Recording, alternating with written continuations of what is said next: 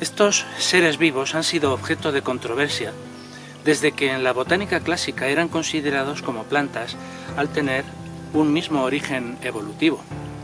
De hecho, eran talofitas sin clorofila. La palabra hongo procede del latín fungi, en plural fungus, términos ya utilizados por el poeta Horacio y el naturalista Plinio el Viejo para referirse a sus cuerpos fructíferos, es lo que ahora solemos considerar como setas.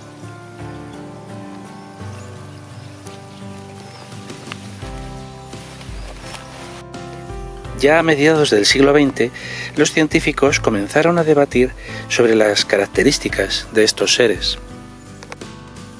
Por un lado, se parecen a las plantas en que tienen paredes celulares de quitina, pero también a los animales en que son seres heterótrofos, es decir, incapaces de fabricar su propio alimento.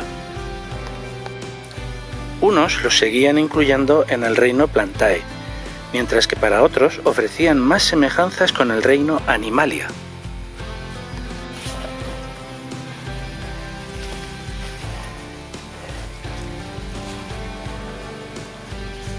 En resumen, que ni son plantas ni son animales, razón por la que el ecólogo y botánico Richard Harding Whittaker propuso en 1969 la creación del reino fungi para estos organismos.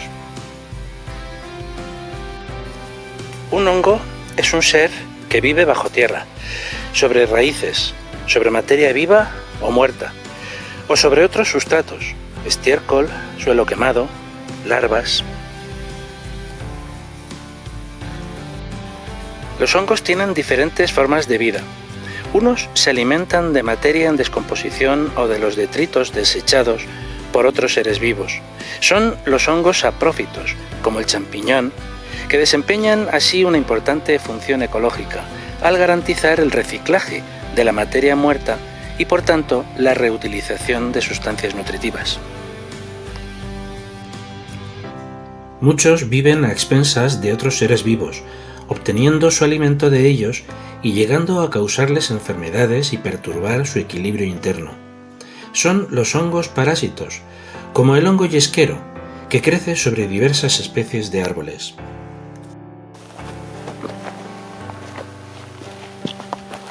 Y otros son capaces de buscar la asociación cooperativa con otros seres vivos para lograr un beneficio mutuo.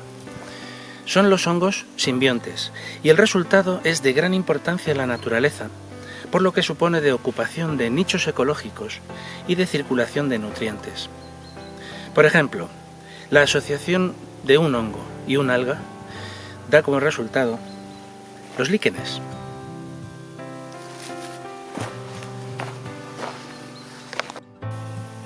Un caso destacado de relación simbiótica lo constituyen las micorrizas, es decir, la asociación entre un hongo y las raíces de una planta, de la que ambos participantes se benefician.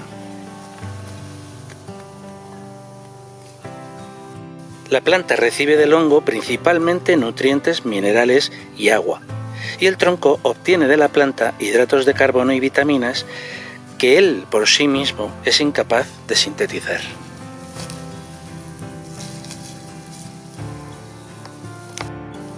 La reproducción del hongo se realiza por esporas, que se generan en el esporangio.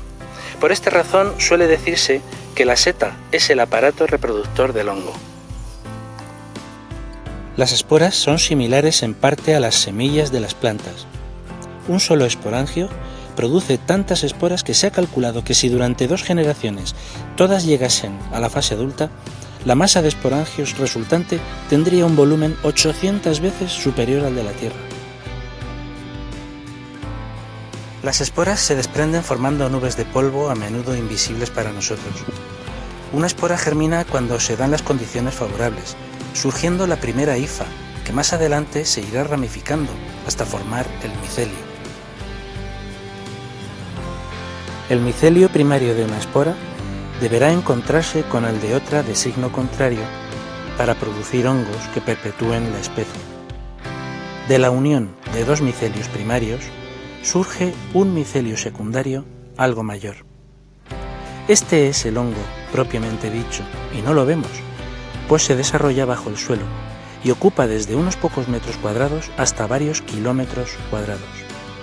Tras el micelio se forma el primordio, primer componente visible del hongo, cuyo objetivo final será crear nuevos seres fúngicos y dispersarlos en forma de esporas. La ecología de los hongos está condicionada por una serie de factores que se pueden resumir en 4 grupos. Primero están los edafológicos. La constitución mineral de un suelo genera un pH ácido o básico al que se adaptan unos hongos u otros. Aquí se incluyen también la presencia del agua, pues unos hongos se desarrollan muy bien en ambientes húmedos y otros lo hacen en suelos muy secos. El segundo grupo es el fisiológico. La cobertura vegetal influye en el desarrollo de los hongos, pues muchos crecen en unos tipos de bosques y no en otros. Tercero, factores climáticos. El aporte de agua al suelo, la humedad relativa del aire, el viento, la temperatura, condicionan el desarrollo y la biología de los hongos. Y por último están los factores geográficos. Los hongos no brotan en cualquier lugar, pues cada especie tiene su propia distribución, que depende de los factores anteriores. En nuestros bosques no se desarrollan especies de hongos exclusivas, o por decirlo de otra manera, los hongos no se desarrollan en espacios exclusivos.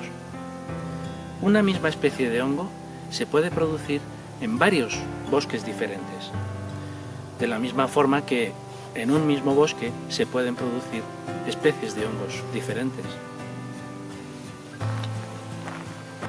El otoño es la estación micológica por excelencia, pero también podemos encontrar hongos en primavera, en verano tras una tormenta con abundante lluvia, o a principios del invierno.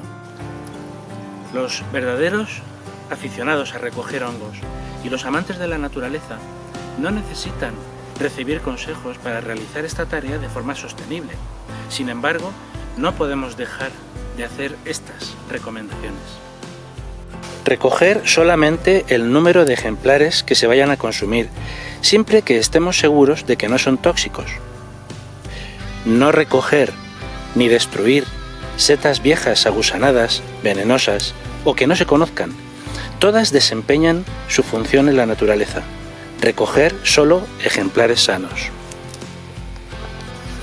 No recoger ejemplares demasiado pequeños o inmaduros para favorecer su maduración y reproducción a partir de las esporas.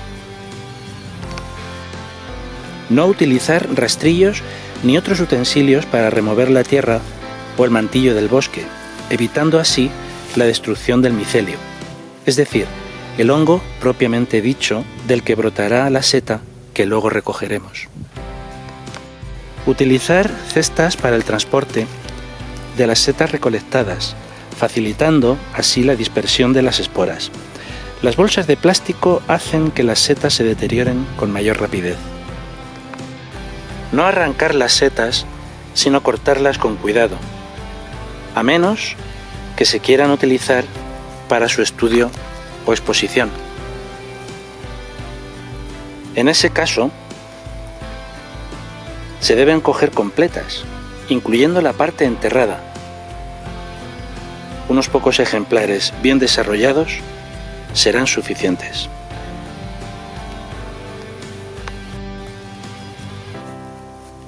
No arrancar o deteriorar las plantas que crecen junto a las setas, ya que muchas de ellas son imprescindibles para su nacimiento y desarrollo. Prestar atención al entorno en el que se desarrollan las setas puede ser importante para su identificación. Para ello, también es recomendable no fiarse exclusivamente de las fotografías, sino consultar a un experto.